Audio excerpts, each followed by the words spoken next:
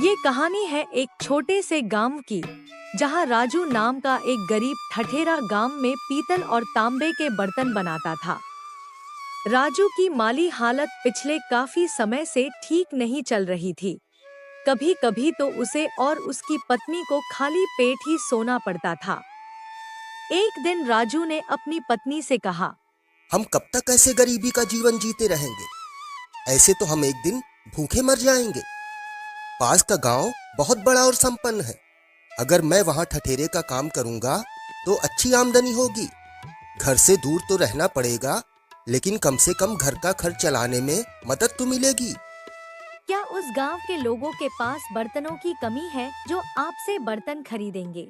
अपने गांव में रहकर 4 पैसे कम कमा लो, वह दूसरे गांव में ज्यादा कमाने से बेहतर है।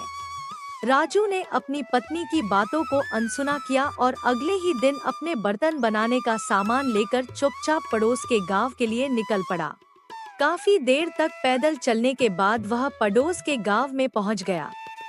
थकान से चूर राजू ने जब उस बाजार का नजारा देखा तो उसके होश उड़ गए। वहां तो पहले से ही ठठेरे अपनी दुकान लगाकर बैठे थे। अरे ये क्या? यहाँ तो पहले से ही इतने ठठेरे अपनी दुकान लगाकर बैठे हुए हैं। ऐसे में एक बाहरी ठठेरे से बर्तन कौन खरीदेगा? लगता है यहाँ भी मेरी दाल नहीं गलने वाली।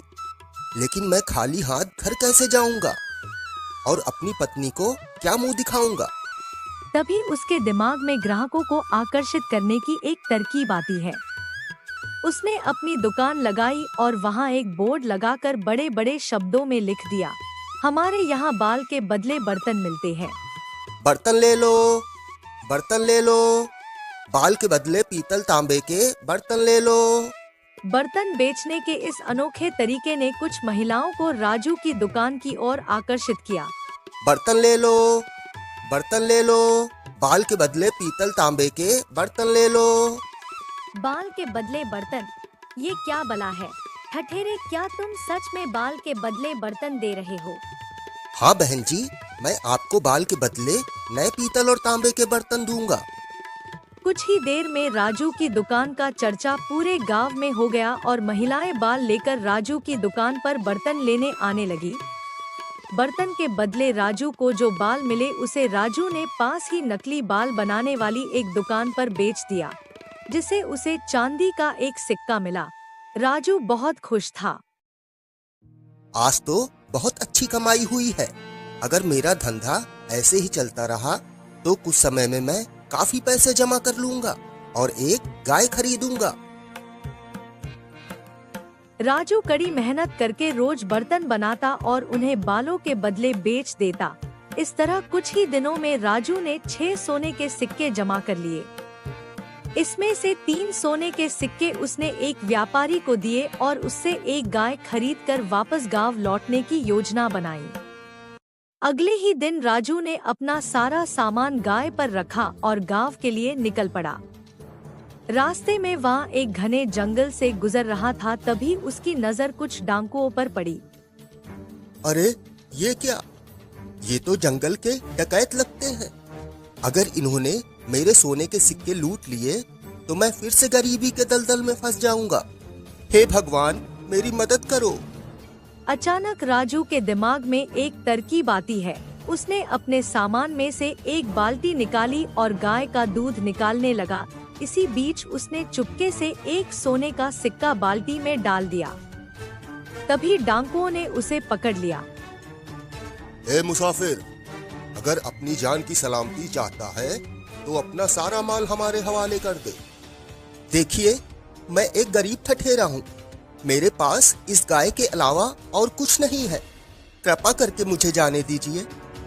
इसी बीच राजू दूध की बाल्टी को हाथों से छोड़ देता है और सोने का सिक्का जमीन पर आ गिरता है। अच्छा, तो तू हमसे होशियारी कर रहा है, हमें मूर्ख समझ रहा है। अभी तो तू खुद को कंगाल बता रहा था, तो फिर ये सोने का सिक्का तेरे पास कहां से आ गया? देखें, नाराज ना हो, मैं आपको सारी बात बताता हूँ। दरअसल ये गाय रोज दूध के साथ सोने के सिक्के देती है और यही मेरी आमदनी का स्रोत है। ठीक है, अगर तुझे यहाँ से वापस जाना है तो ये गाय तुझे हमें देनी होगी। नहीं नहीं, ये गाय ही मेरी आय का इकलौता साधन है। अगर मैं इसको आपको दे दूंगा तो मैं क्या करूंगा? चलो ठीक है, हम तुम्हें इस गाय के बदले 50 सोने के सिक्के देंगे। ठीक है, लेकिन ध्यान रहे इस गाय को बारी बारी से अपने पास रखें, ताकि आपस में सोने को लेकर किसी तरह का कोई विवाद न हो। राजू ने गाय को डाकुओं को दिया और घर की ओर चल पड़ा।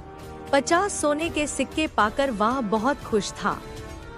गांव पहुंचकर राजू ने उस पैसे से एक अच्छी सी फल और सब्जी की दुकान खोल ली। इसी बीच डकैत भी गाय को लेकर अपने ठिकाने पर पहुंच चुके थे। वहां डकैतों के सरदार ने अपने साथियों से कहा, क्योंकि मैं इस गिरोह का सरदार हूँ, इसलिए अगली सुबह तक ये गाय मैं अपने पास ही रखूंगा। गिरोह के सदस्यों को भी इसमें कोई आपत्ति नहीं थी। उस रात डकैत ने गाय को अपने साथ ही रखा। अगली सुबह जब उसने गाय का दूध निकाला तो उसे कोई सोने का सिक्का नहीं मिला। वह खुद को ठगा हुआ महसूस कर रहा था। लगता है उस ठठेरे ने मुझे मूर्ख बनाया है। तभी वहाँ दूसरा डकैत आ जाता है। सरदार, आपको गाय के दूध में कितने सोने के सिक्के मिले? इतना बेसब्र क्यों हो? गाय को अपने पास रखने की बारी आज तुम्हारी है। कल सुबह तक तुम्हें खुद ही पता चल जाएगा कि गाय कितने सोने के सिक्के देती है। सरदार उसको कुछ नहीं बताता है। वह नहीं चाहता था कि उसे मूर्ख समझा जाए। इसी तरह बाकी डकैतों ने एक एक बार गाय को अपने पास रखा, लेकिन उनके हाथ खाली ही थे। अब वे समझ गए कि उनके साथ धोखा हुआ है, उन्हें मूर्ख बनाया गया है।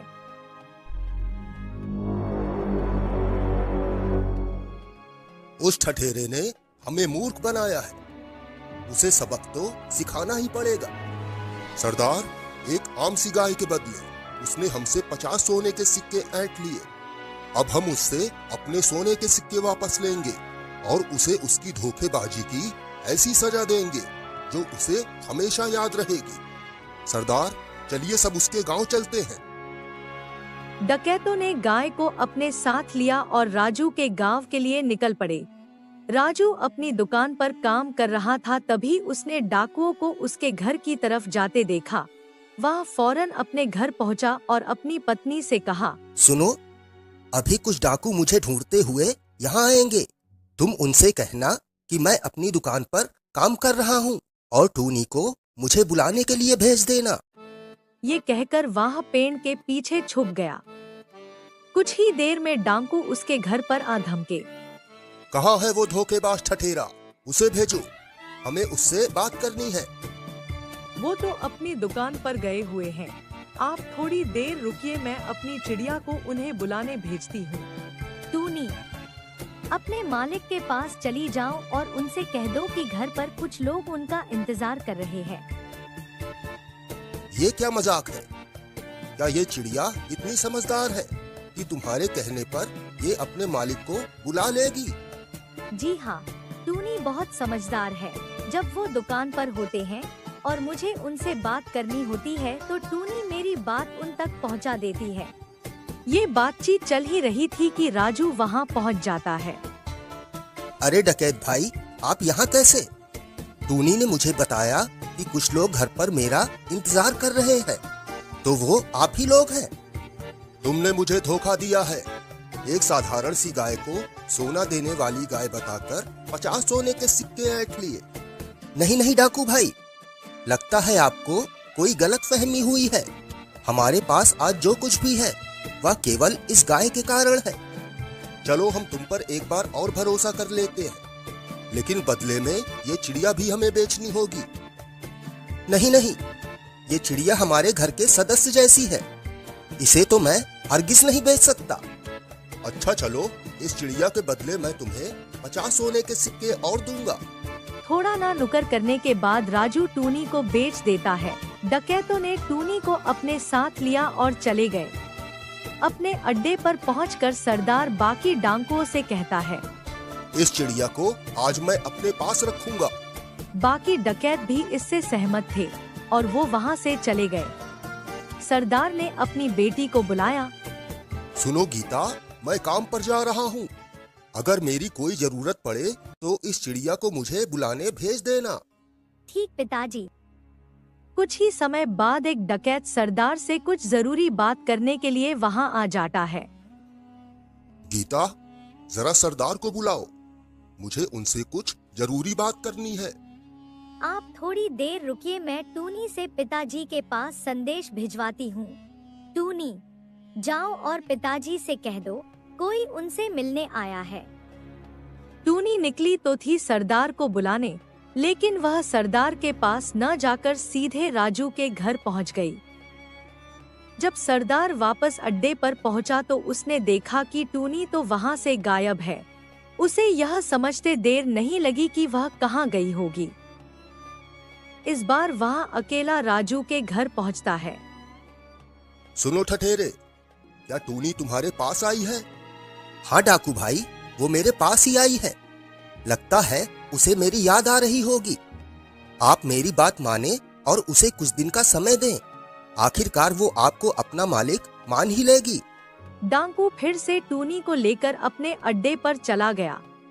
अगले दिन उसका साथी डकैत टूनी को अपने साथ रखने के लिए ले गया, लेकिन उसके रोज राजू के घर वापस पहुंच जाने का सिलसिला नहीं रुका।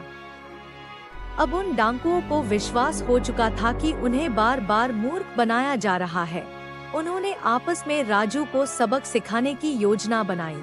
इस बार मैं देखता हूँ ये ठठेरा हमें कैसे मूर्ख बनाता है।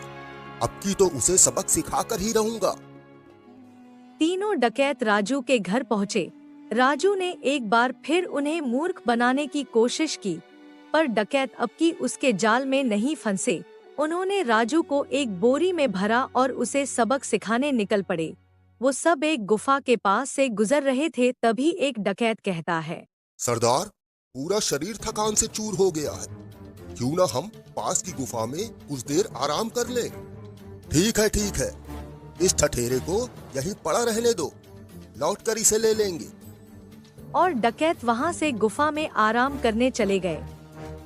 तभी वहां से एक चरवाहा अपनी गाय को लेकर गुजर रहा था।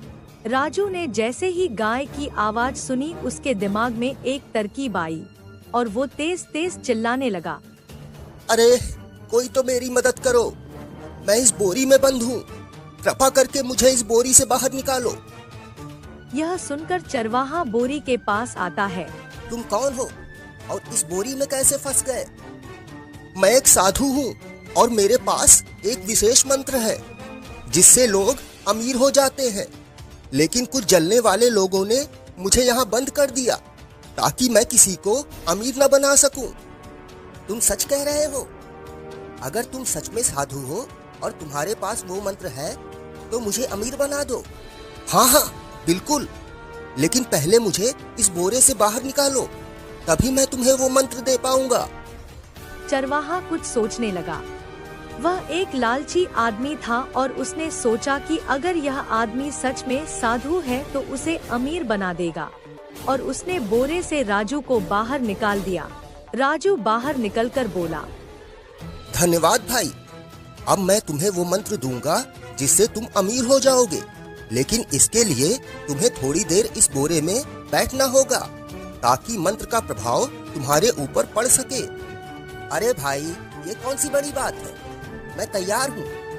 चरवाहा बोरे में बैठ गया और राजू ने बोरे का मुंह बंद कर दिया। इसके बाद वह जल्दी से गाय को लेकर वहां से भाग निकला। आराम करने के बाद डकैत वापस लौटे और बोरी लेकर चल पड़े। कुछ देर बाद वो एक दलदल के पास पहुँचे। इस ठठेरे के बच्चे को दलदल में फेंक दो, यह इसके लिए अच्छा सबक होगा। बोरी को दलदल में फेंक डकैत वहां से चले गए। वापस आते समय जंगल में उन्होंने राजू को एक गाय के साथ देखा और वो चौंक उठे। अरे ठठेरे, तुम यहाँ कैसे आ गए? अभी तो तुम्हें दलदल में फेंका था। डाकू भाई, उस दलदल के नीचे एक गुप्त स्थान था जहाँ बहुत सारा सोना था, जिसकी रखवाली ये गाय कर रही थी। इसी की मदद से मैं बाहर आ पाया और अपने साथ कुछ सोना भी लाया हूँ। अब दोबारा सोना लाने मैं वहीं जा रहा हूँ। सुन ठठेरे, अब तू उस सोने को भूल ही जा तो अच्छा होगा। अब तू हमें उस गुप्त स्थान तक ले चल। अरे पर देख, ज्यादा होशियारी मत दिखा और सीधे से हमें वहां ले चल। चलिए, जब आप इतना दबाव डाल ही रहे हैं तो ठीक है। सभी डकैत दलदल के पास पहुँचे और एक एक करके उस दलदल में छलांग लगा दी, लेकिन एक बार फिर उनके हाथ खाली ही रह गए और राजू अपनी बुद्धिमानी से अपनी जान बचाने में सफल रहा।